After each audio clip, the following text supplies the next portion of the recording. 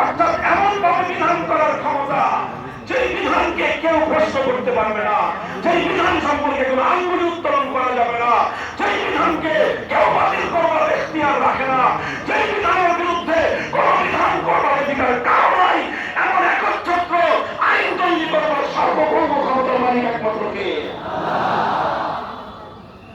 মুহতারাম হাজিরিন, খুব দুঃখ এবং পরিতাপের জায়গা এটা, খুব দুঃখ এবং পরিতাপের জায়গা।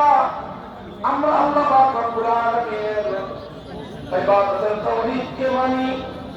ইবাদতের তাওহীদ মুসলিম জাতির মধ্যে প্রতিষ্ঠিত রয়েছে। আল্লাহ পাক রব্বুল আলামিনের ইবাদতের ক্ষেত্রে একটা গায়রুল্লাহকেও যদি কেউ আল্লাহর সঙ্গে শরীক করে, তাহলে দুনিয়ার কোনো মানুষ তাকে ঈমানদার বলে মেনে নেয় না।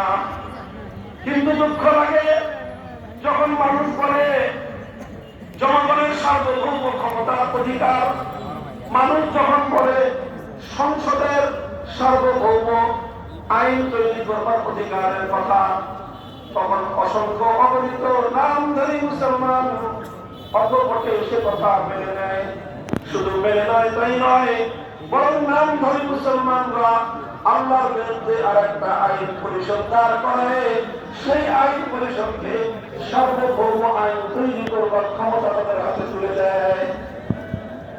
আচ্ছা বলেন তো, যে একজন মানুষ যদি একটা দুর্গাকে ইবাদতের ক্ষেত্রে আল্লাহর সমকক্ষ সাব্যস্ত করে, তাহলে সে ঈমানদার থাকতে পারে? তাহলে একটা দুর্গাকে, একটা মূর্তিকে যদি কেউ